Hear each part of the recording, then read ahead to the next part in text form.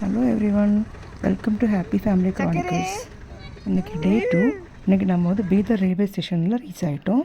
அங்கேருந்து hotel fresh ஆகிட்டு அதுக்கப்புறமா நம்ம ஜர்னி நரசிம்ஹா கோயிலுக்கு போயிட்டுருக்கோம். இந்த கோயில் ரொம்ப விசேஷமான கோயில். இந்த கோயில் ஒரு குகைக்குள்ளாக்கும் நரசிம்மர் இருக்கிறது. சுமார் 300 மீட்டர் நீளமாக இருக்கும் இந்த குகை.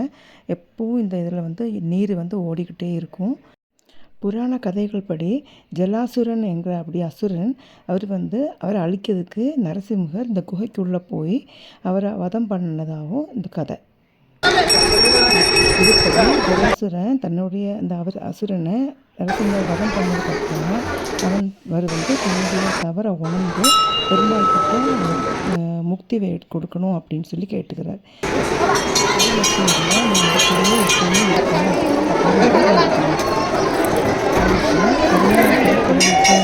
கருணை கொண்ட நரசிம்மர் அவருக்கு முக்தி கொடுக்குறார். இந்த இடத்துல வச்சு என்ன சொல்கிறாருன்னா, நீ இந்த புனித நீராகவே இங்கேயே இருந்து என்னை தரிசிக்க வரும் பக்தர்களுடன் என்றும் இருப்பாய் என்று அருள் பண்ணார் அவருக்கு. அதனால தான் இந்த குகைக்குள்ளே ஓடுற இந்த நீர் எப்போவுமே ஒரு புனிதமானதாக கன்சிடர் பண்ணுறது. இந்த நீரில் நடந்து செல்வதனால ஒரு தரிசனம் மட்டும் இல்லை, நரசிம்மருடைய அருளும் அப்புறம் இந்த அசுரனுக்கு கிடைக்கிற இந்த முக்தியினுடைய நினைப்பையும் நமக்கு அனுபவிக்கப்படுது. அதனால தான் இந்த நீரில் நடந்து செல்கிறோம் அப்படின்னாக்க இந்த பாவங்கள் எல்லாம் நீங்கும், ஆசீர்வாதம் எல்லாம் கிடைக்கும் நமக்கு அப்படின்னு பக்தர்கள் நம்பி இந்த சாதாரண நீர் இல்லை, இந்த தெய்வீகமான சக்தி கொண்ட நீர் அப்படின்னு கருதப்படுறது. இந்த நீருக்குள்ளே மறைந்திருக்கிற நரசிம்மரை தரிசனம் பண்ணுறது அப்படிங்கிறது ஒரு பெரிய அனுபவம். இந்த 300 மீட்ரு நீருக்குள்ளேயே நடந்து சென்று அந்த கடவுளை நரசிம்மரை காண்ற தரிசனம் இருக்கே, அது ஒரு மறக்க முடியாத அனுபவம். அந்த குகை முழுவதுமே நரசிம்மருடைய சக்தி நிரம்பி நிற்கிது. நாங்கள் எல்லாருமே இந்த நீரில் புனிதமானதாக கருதப்பட்டு முங்கி ரொம்ப இன்ட்ரெஸ்டிங்காக எங்கள் அம்மா, என்னுடைய குழந்தைங்க எல்லாருமே ரொம்ப ரொம்ப இன்ட்ரெஸ்டிங்காக ரொம்ப ரசித்து இந்த குகையோடு உள்ளே போனோம். அந்த அனுபவங்கிறது ரொம்பவே அதிசயமானது. என்னுடைய 10 வயசு குழந்த, என்னுடைய 7 மாத குழந்த கூட ரொம்ப மிகமாக சந்தோஷமாக அந்த தண்ணியில் அடித்து அனுபவித்து ரொம்ப ரசித்து அந்த தண்ணியில் குளித்து நீரோடு விளையாடி போகிறாங்க.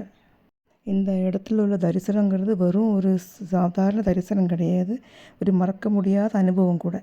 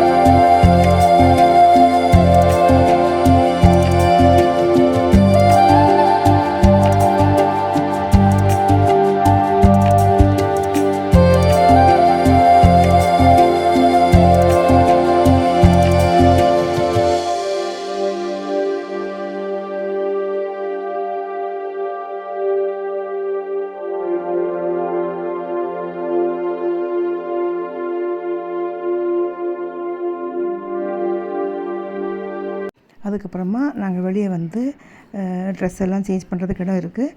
அதெல்லாம் ட்ரெஸ் சேஞ்ச் பண்ணால் பண்ணிக்கலாம். பண்ணிவிட்டு அதுக்கப்புறமா நாங்கள் இங்கேருந்து நெக்ஸ்ட்டு கோயிலுக்கு போயிட்டுருக்கோம்.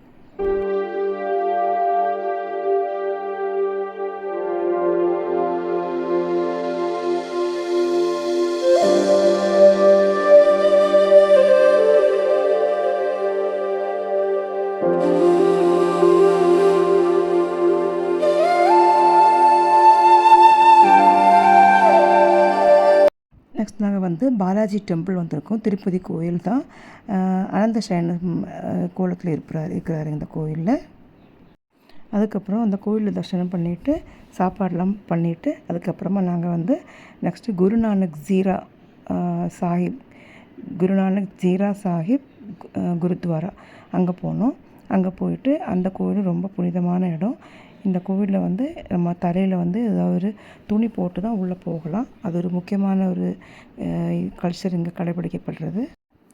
சீக்கு மதத்தினுடைய முதல் குருவான குருநானக் தேவ்ஜி வந்து இங்கே வந்து வந்ததாக கூறப்படுது. இங்கே வந்து அந்த டைமில் வந்து தண்ணீர் இல்லாமல் மக்கள் மிகவும் ரொம்ப கஷ்டப்பட்டுட்டு இருந்தாங்க. அவங்களுடைய துயரத்தை கண்டு குருநானக் வந்து தன்னுடைய தெய்வீக சக்தினால் இந்த இடத்துல ஒரு நீர் ஊற்றை உருவாக்கி விட்டாரு அப்படிங்கிறது ஒரு ஐதீகம். அப்படி நம்பப்படுறது. அதனால தான் இங்கே இருக்கிற இந்த நீர் வந்து மிகவும் புனிதமானதாக கருதப்படுது. இந்த அமைதியான அனுபவத்தை அனுபவிச்சுக்கிட்டு அங்கேருந்து கடா பிரசாதம் வாங்கிக்கிட்டு பாபநாத் சிவா டெம்பிள் போனோம். பாபநாசம் அப்படிங்கிற அந்த பெயர்லேயே தெரியுது, இந்த சிவபெருமானை தரிசிப்பதால் பாவங்கள் எல்லாமே தீரப்படும் பக்தர்கள் அப்படி நம்புகிறாங்க. இந்த கோவில் வந்து ரொம்பவே புனிதமானது. பல ஆண்டுகளாக பக்தர்கள் அவங்களுடைய கோரிக்கையை எடுத்துக்கிட்டு இங்கே வந்து கேட்டாங்கன்னா அது கண்டிப்பாக நடக்கும் அப்படி சொல்லுவாங்க. அதுலேயும் மிகப்பெரிய அதிர்ஷ்டம் என்ன அப்படின்னா எங்களுக்கு வந்து இந்த கோவிலில் ஸ்பர்ஷ தரிசனம் பண்ணுறதுக்கான சான்ஸ் கிடச்சிச்சு. அதுங்கிறது ஒரு வித்தியாசமான தெய்வீகமான உணர்வு.